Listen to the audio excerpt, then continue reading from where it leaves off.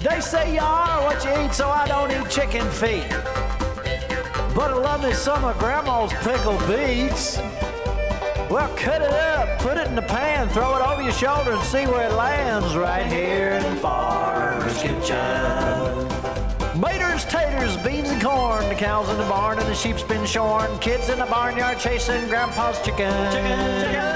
Spices, slices, cuts and dices, gonna slash your grocery prices right here in Farmer's Kitchen. Help you grow your garden good with recipes to suit your mood. Try some grub you've never tried before. Smash it with a wooden mallet, gonna educate your palate. Right here in Farmer's Kitchen, in Tim Farmer's Country Kitchen. We're gonna cook something good now. Hello and welcome to the Farmer's Kitchen. We're the farmers. That's right. This is our kitchen. We had pizza. It was a good Homemade pizza. We all made our own. We all made our own pizza. And there's a reason for that, because we've been running around like chickens with our heads cut off, and we have spring upon us. It's right around the corner. It's garden season. So everybody in my life, I watched my dad plant, I watched his dad raise tomatoes. I saw people in the country where I grew up raising different gardens, and I learned from everybody. Everybody has their own way. We were over at Versailles the other day at the castle. In the back, they had a greenhouse. Nice. We had to see it. So here's Tony, and she's going to show us how she starts things from a seed and works her way up to a beautiful, beautiful plant that produces food for the restaurant.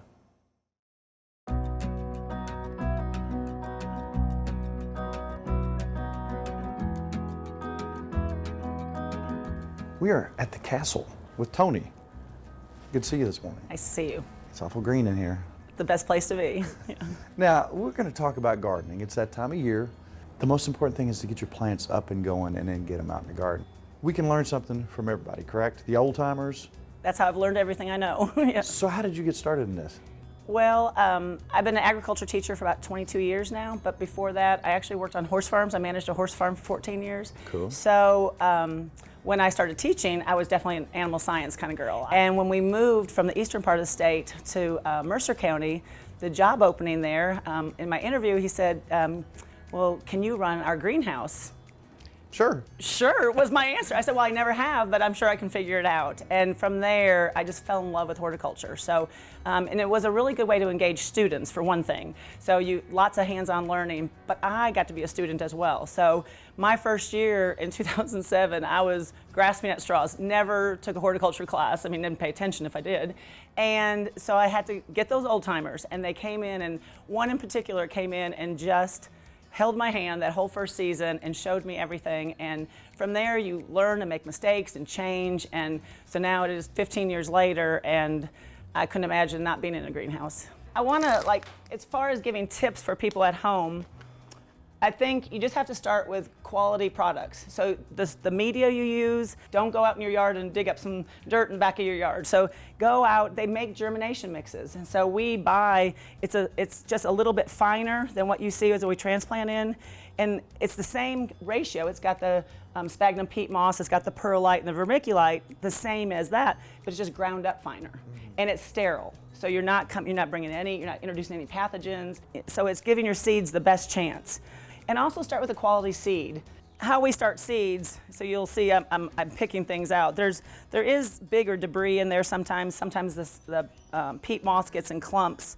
Again, I'm kind of a stickler for detail, so I spend a few seconds and just kind of make sure, because these seeds, some of them are microscopic. I mean, when we started begonias and peppermint, you can hardly see them in your hand. So, but we're gonna do kale today. So I love kale, I love all kinds of varieties of kale. I love the restaurant loves kale. So what we do is we just make rows. You don't have to. I get asked all kinds of questions from my high school students. They'll say, well, why do we do that? I'm like, because I was taught that way. That's, right? That's how I was taught. But you could broadcast them on here. So we just make little rows. The rule of thumb is you want to plant them as deep as 3 times the size of the seed. So if it's a teeny tiny seed, you're barely putting them in. I think that's a common mistake. People want to plant seeds like you're doing it in the garden and put inches down. and that's a mistake. You want to really put them on the surface and just lightly cover them if they're little. So we'll make about 10 rows in a tray, and we'll just take and you just dribble them in there. They make tools that you can use. Handling them isn't probably best practices. Like you want to keep the sterility as much as possible. You're working with sterile soil and your seeds are sterile, and now I'm gomming them up with my hands. These bigger seeds, it gives you some control. Now, if you notice the noise, that's just the fan in the greenhouse, which there's a lot of fans in here. It's a lot. Ventilation is a key in the greenhouse. So we just go through there. I try to do maybe 15 to 20 seeds in a row this size, because you want to optimize your time for one thing, but also the expenses of what you're doing, the trays and the soil. And you're not going to get 100% germination anyway, so then after we do that, we just cover them. I'm just going to show you the way I do it. I just take it and cover it where I can control it more. Time-wise on that, how long is it going to take it to start seeing something? Yeah, they're all different. So again, rule of thumb, the smaller the seed, the longer it takes to germinate, the bigger the seed, the faster it goes. You put a squash seed in, right? And in 3 days it's germinated and you feel very successful. These will probably take 7 to 10 days. Some plants take up to 3 weeks.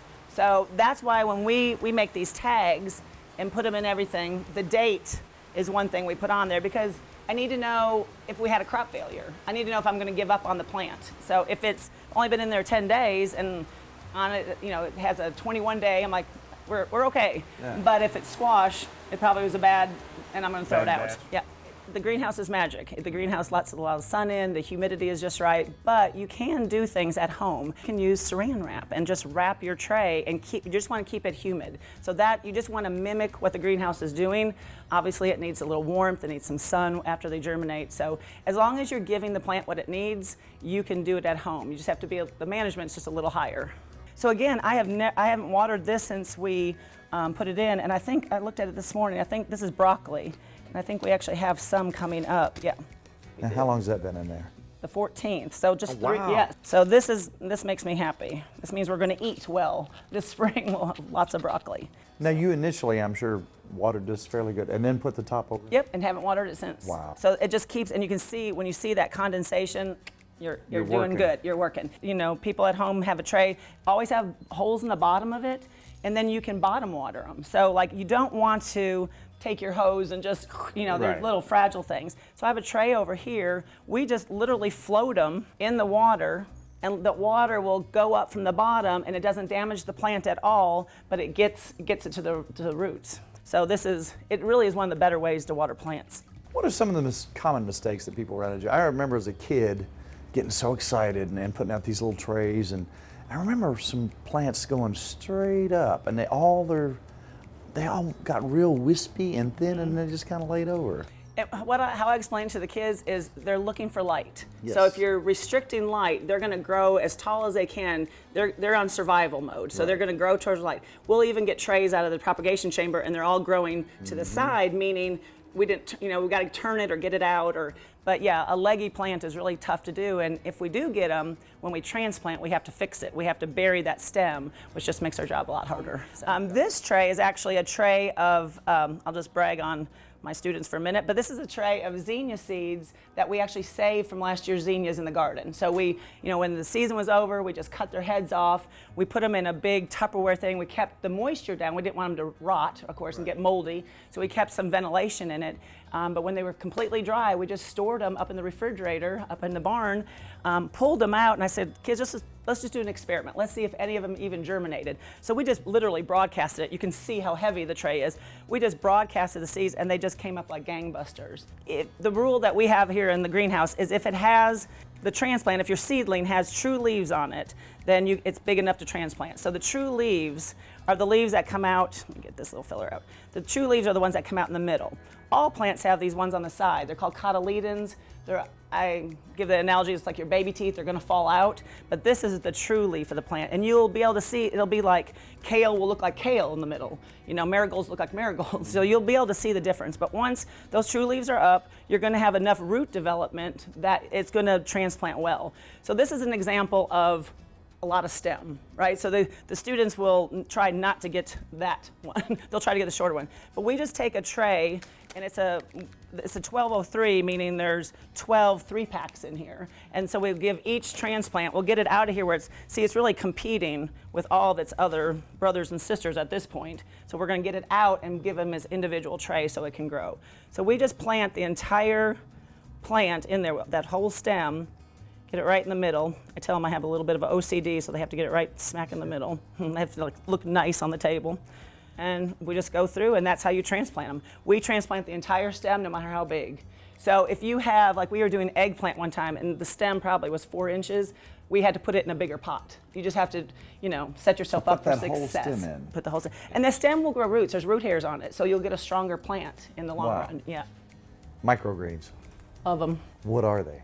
Microgreens are really the entire plant. Just we eat them at about 5 days old. We eat them from the germination instead of let them go to the whole plant. So this is a tray of, it's called a mild mix, and it's got some arugula and kale, some spicy mustard in it, and they sell it, and we grow it on these little bamboo mats, and the restaurant uses a lot of microgreens. We would see them come in all the time, and I'm like, I want to try to grow those. So you just dampen that? Put the seeds out? Yes. So there's only a few tricks to it, but yes, you dampen the bamboo mat. We did some peas over here, and we did them on soil. So again, the media, you can use soil, or you can use some like a recycled material that they sell online. They have some hemp mats that they use. But the key of it is just get them contact with whatever media you put. So we literally put weight on them when we first seed them, like those are pretty new. And we put weight on them and darken them out for about 3 or 4 days, let them germinate. And once they germinate, once they start, like these peas have started, I just took it off this morning. Then now they need light. So we take it off, give them a little light, and in about 7 days, you've got 3-inch microgreens. The nutritional benefits are that plant has every benefit of the whole kale. So that little bitty thing, when you put it in your salad, it's just nutrient dense. All right, I think you're having way too much fun. We got to cut this out. We cannot be having this much fun. Yeah, I get paid to do this. It's great. You know what? I want to thank you so much. We could go on for hours here. I really, and then have good information. Maybe we need to come back when you're doing something different. Okay. Tony's Tips in the Garden. Thank you so much. Thank you.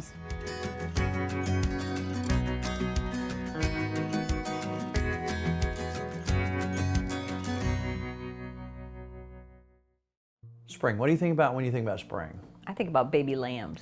Lambing season is upon us. We timed it out. We know how long it takes when the ram gets introduced to the young ladies, and they go out to dinner a couple times, have a few drinks, and next thing you know, you got lambs running around. I remember I know the exact date too. 5 months, right? Exactly, yes. So we plan for our lambs to come in here around April. Why would you not want lambs in January? I don't know. Why do you think? Maybe cold? Because we don't want popsicles. I don't mean to be mean, but yeah, lambsicles. We don't want that. So anyhow, we have baby lambs coming along very shortly. Here's what that looks like around spring. Now in the farmer's kitchen, when you see us out and about, almost everything we do, even some things that look fairly recreational, we're thinking about food for the freezer, food for future meals, so on and so forth. When we go fishing, not too long ago, went to Florida, I shot a bunch of fish with a bow. When we go to get some bluegill, and we go to get legal fish and check your limits, it's the best money you'll ever spend. That's right. Fresh fish in the freezer, clean them yourself, pull them out when you need them, freeze them. Hunting in the spring. Now in the fall, obviously we get us a big deer. Right. We get a couple deer, 60 pounds, 50 pounds per deer in the freezer. Turkey hunting in the spring. We're gonna do a recipe in the next couple weeks. While you're turkey hunting, what do you see when you're out and about looking on the ground? Mushrooms. Mushrooms. It's that time of year right now, folks. That's why we're doing this little segment, to think about mushrooms. These are some that we collected in the fall of last year. We dehydrated them and put them in plastic bags, put them in a dark, cool area. 6 months later, the chicken of the woods were so fragrant, they almost had a fennel. They had a sweet smell. They did. The puffball, which we experimented with, they have a really strong smell, not so pleasant, but once you rehydrate them, they have a better taste and smell. Morels. Let's look at a morel. Those are coming up right now. Morels have a very particular look. They look like a little kind of pine tree shape. If you cut through that, it's going to be hollow in the stem and hollow in the top. A false morel, which I found out here last year, the top is kind of uneven and wrinkled, kind of ugly. The stem is very cottony and fibrous. It is not hollow in the least. Ultimately though, as you're searching and looking for mushrooms, educate yourself. When it comes down to it and you finally try that mushroom, know everything about it before you put it in your mouth. There's no danger if you're educated in what you do. We don't have any problem at all putting these things in our mouth and eating them. But that's up to you. Educate yourself. Plenty of stuff out there that you can really enjoy when you're foraging through the woods. What else happens in the spring when you're looking on the ground outside? The dandelions. What did you do with the dandelions, Mrs. Farmer? And the red buds. That's And the right. violets. And forsythia bushes. What did you do? The best jelly in the world. It is the Wonderful best jelly. Now, when you make jelly, it's loaded with this very sweet thing called sugar. Sugar's good. So it's not the healthiest thing in the world. Dandelions themselves are very healthy. This recipe, not so healthy, but delicious. Delish. Tell them what you made again. Dandelion jelly. Yum. Yummy. So this is a cup. Most people do a quart, but we're about out of jars. So go ahead and tell us the ingredients, Mrs. All Farmer, right. as you snip away the green. What we're gonna do is they just want the yellow. Now, try not to get, I might get a little green in there, but I want to try to get a cup of these. And this is gonna make us 4 of those little jars of jelly, exactly. So we're gonna take these, and once I get these all cut, 1 cup, we're gonna put them in 2 cups of water, get that to boil for 2.5 minutes, and then we're gonna add some more ingredients. Makes it really good. This is simple. This whole process maybe takes 10 minutes, if that. I remember as real a quick. kid eating this and thinking, man, that tastes kind of like honey. And it really Really? does. It has just an interesting taste to it. It does taste like honey. All right, Mrs. Farmer. So I've got you some boiling water here. I Right. got 1 cup of mostly yellow flower parts. You definitely need a good pair of scissors. You saw how long that took me, but it was worth it. And Tracy got us these. These are wonderful. Thank you, Tracy. Yeah. And I got 2 cups of water here, and I have 1 cup of the dandelions. And so we're going to boil that That's right. for how long? 3 minutes? Yeah, once it boils, we're going to let it boil for 3 minutes. Okay, so out of the 2 cups of water, what you pour off and what we use is the 3/4 of a Right. cup. We just want 3/4 cup of that. Right. And then at that point, we come back with some sugar, some lemon, some pectin, That's right. and some drops of vanilla if you want that in Right. there. And then we're going to boil it again, and we'll have us some jelly. That's what I'm talking about.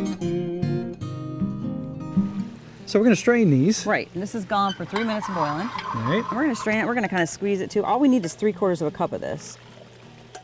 See how it colored the water there for us? That's where we get our golden color. That's right. All right, Mrs. Farmer, next step. Ready? All right, we got a lot of juice here, but all we need now is 3/4 cup. 3/4 of a cup. So I'm gonna measure us 3/4 of a cup. Look at that pretty color. Pour that in the pot for us. And now I'm gonna take the pectin, and we're gonna take 3 teaspoons of this.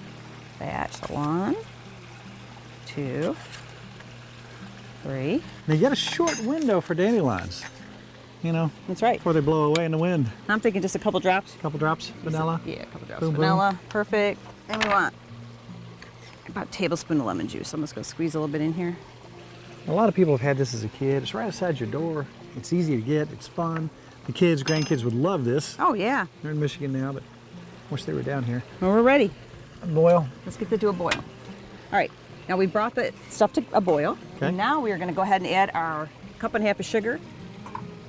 right. And this has to go for 3 minutes. And then we've got us some jelly. And every time one of those little bubbles comes up, a calorie bounces out. Really? Okay, So by perfect. the time you get done with this, all those bubbles, Oh. it'll be like backwards in calories, like minus 2,500 calories per So I bite. can eat it with a spoon like I was earlier? Exactly. You want this not to bubble up too much, but about like that. That's Yeah, it's all the bubbles perfect. you want. Then back off just a little bit.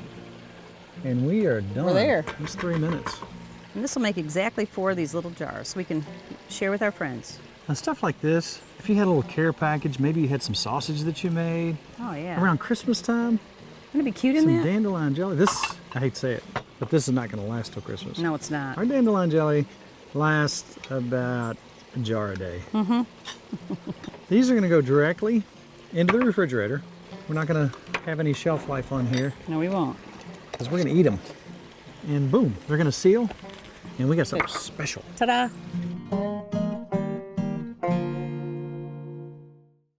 Out here in our yard, if you looked really close. It looks good when it's mowed. Yeah, it does. Looks like any other yard. But there's clover, and there's broadleaf, and there's all kinds of things that most people want to get out of there. Right. We like it. Broadleaf is a wonderful medicinal plant. It's also edible as well for stomach aches. If you get a bee sting, Oh, yeah. plantain makes it go away. Broadleaf Wonderful. or narrowleaf plantain, if you mash it up, it's gone. It's over. So we don't spray because we have bees. That's something else we'll talk about in a minute. But could we make a salad out of our yard, Mrs. Farmer? We have before. I think we could.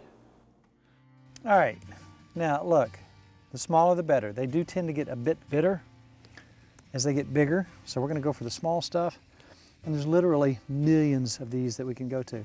Now, you can also eat the flower itself. A lot of people didn't know this, but dandelions, just about every part of this can be used. Now, it might taste a little bit bitter, but it's got its own unique taste and a lot of people use it. So we're starting our salad with the dandelions.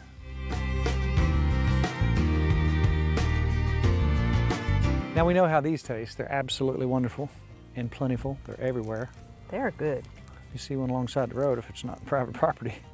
Knock yourself out. They really, really taste nutty Remember she said it doesn't hurt the tree. and sweet. Nope. Pulling them off. So we got a lot more to go. What are we looking for today? Did you know that you can eat violet leaves and violet flowers?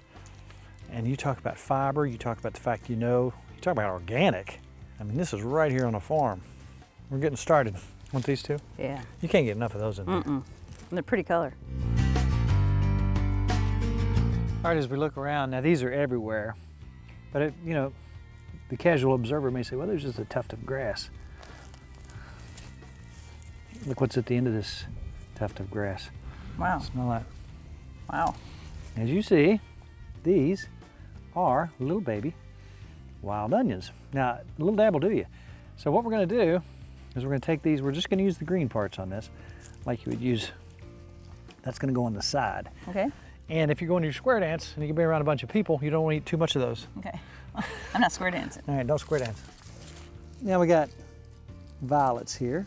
There's a violet leaf, little heart-shaped leaf. You can eat the purple too, right? You can eat the flower itself. It's got a nice little taste to it. You'll notice there's a lot more flavor in your salad like this. It's right at your own, literally, back door. Here's some more good dandelion leaves that we can pick. We're getting there. Let's go find some garlic mustard. Look at this right here. It comes out with a little white flower. Some people eat the stalks. The stalks to me are kind of bitter. Just the leaves. Just the leaves, and we can get as much of this as we want. Taste that. Tell me what you think. Smash it up. Oh, wow. You get that Mustardy garlic one? lettuce. Garlicky. Isn't that something? Oh, wow. So- That's really garlicky. That's a natural garlic taste. That's why I go for the smaller ones. If you get too much, you're going to really get bitter. But you see, we're getting a salad. Now, if we spent about a half hour and gathered all these things, you know what else is good in a salad, nice and sweet? It's clover. Red clover, white Yeah. clover. Let's go find some of that. Tastes like garlic.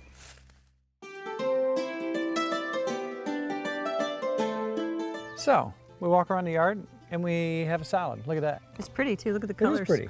And you know what? You think about the vitamin A and the C and the antioxidants and the things that we don't even know that nature puts in there for us.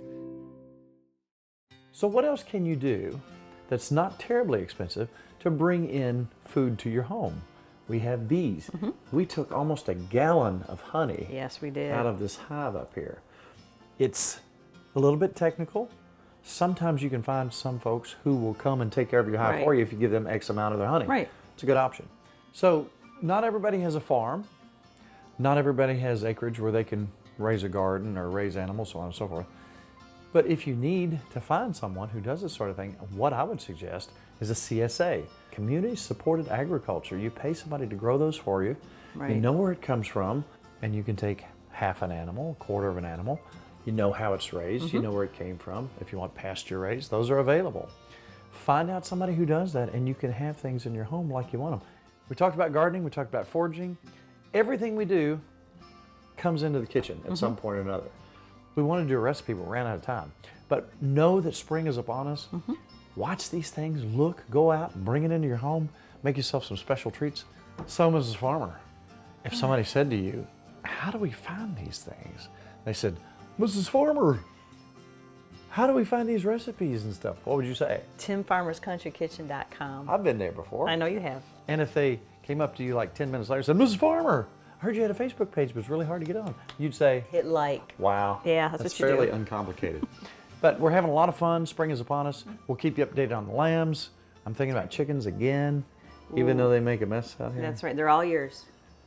Chickens are all Timmy's. But that being said, our half hour's up. It's all about Good times good friends. and really good eats. We'll see you next week on a brand new Tim Farmer's Country Kitchen.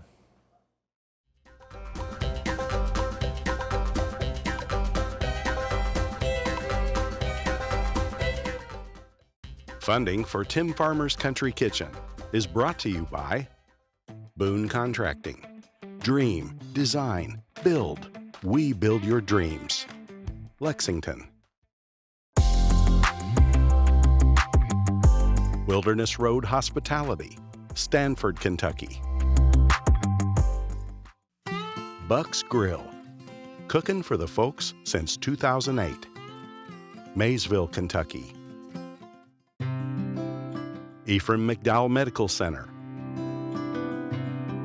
in Danville, Kentucky. Gulf Coast Connection, seafood straight from the Gulf to you.